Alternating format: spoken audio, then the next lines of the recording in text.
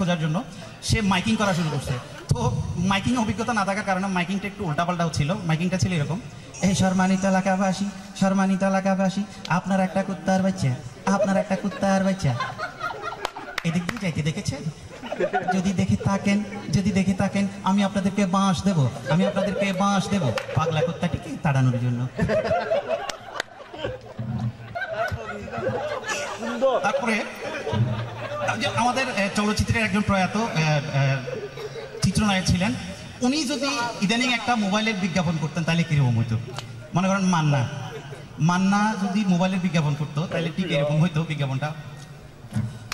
চৌধুরী সাহেব, আরে ও চৌধুরী সাহেব, আমি বাথরুমে গেছিলাম, আপনি আমার বাথরুমে লাইট অফ করে দিয়েছেন চৌধুরী সাহেব। আপনি ভুলে গেছেন আমার কাছেও আছে। হয় কি আছে? হয় দেখেন সাইনা মোবাইল সাথে টর্চ লাইট।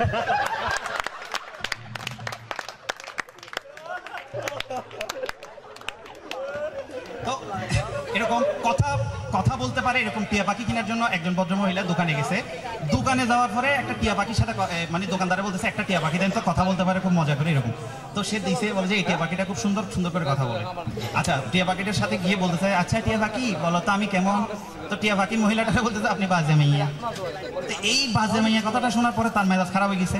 সে দোকানদারকে বিচার দিছে। দোকানদার কি করছে, এক বালতি পানির মধ্যে পাখিটাকে চুবাইয়া শাস্তি দিছে। তো পাখিটা বলতেছে না, জিন্দিগিতে খারাপ কাজ করবো না, খারাপ কথা বলবো না, সরি। আচ্ছা, মহিলা আবার কথা বলা শুরু করছে টিয়া পাখির সাথে। আচ্ছা টিয়া পাখি বলো তো আমি যদি একটা ছেলে নিয়ে বাসায় ঢুকি তাইলে হয় ওটা আপনার জামাই? আচ্ছা যদি দুইটা নিয়ে ঢুকি হয় একটা জামাই একটা আপনার দেবর। আচ্ছা যদি তিনটা নিয়ে ঢুকি হয় একটা জামাই একটা দেবর একটা ভাই। আচ্ছা যদি সাইডটা নিয়ে ঢুকি? পাখির মেজাজ আবার খারাপ হয়ে গেছে, উস্তাদ ফানিয়া বললো না, আগে কইছিলাম বাজে মাইয়া।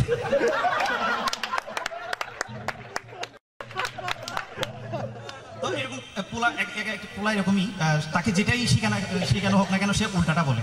তো টিউশনি করতে গেছে এক ছেলে, বিশ্ববিদ্যালয়ে পড়ুয়া ছেলে, পেটের দাঁড়িয়ে গেছে আর কি।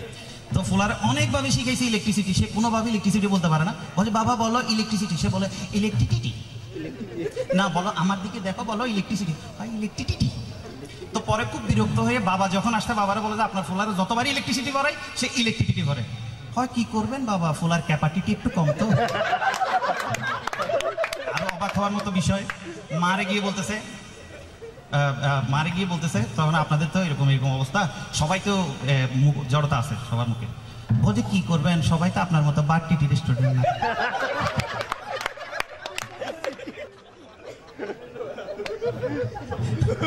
তো এই হচ্ছে অবস্থা। আরেকটা হচ্ছে দুই দেশের দুই সেনাপতি নিয়ে দুই রাজা খুব বেশি গর্ব করে, বলে যে আমার সেনাপতি সেরা, এ বলে যে আমার সেনাপতি সেরা। আচ্ছা ঠিক আছে, দেখা যাক কার সেনাপতি সেরা।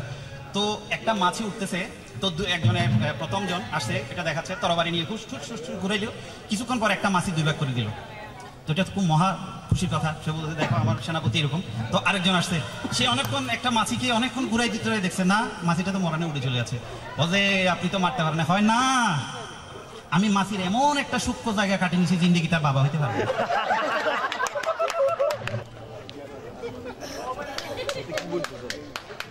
তো একটা মেয়ের নতুন বিয়ে হয়েছে, বিয়ে হওয়ার কারণে তো তার শাশুড়ি তাকে খুব আপন করে নিচ্ছে এভাবে, বলছে এই বাড়িতে যারা আছে সবাই তোমার অনেক আপন, আমি তোমার মা, তোমার ছোট ভাই ছোট বোন এখানে সবাই আছে, সবাইকে আপন করে নিবে। তো তৎক্ষণাৎ ওই যে বাইরের দরজায় টোকা দিছে, ও তার হাজব্যান্ড আসছে। তো মেয়ে গেছে, হাজব্যান্ডকে দরজা খুলে দিছে। মা বলতেছে কে আসছে? আমার ভাই আসছে।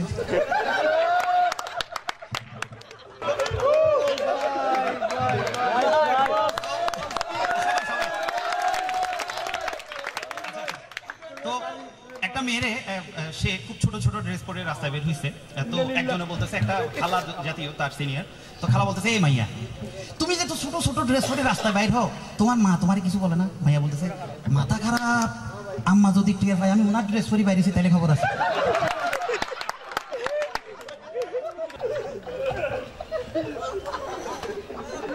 আচ্ছা খুব মজার একটা জোক, যদি বুঝেন খুব মজা পাবেন, যারা বুঝবেন না তারা প্লিজ হাসবেন না, ঠিক আছে?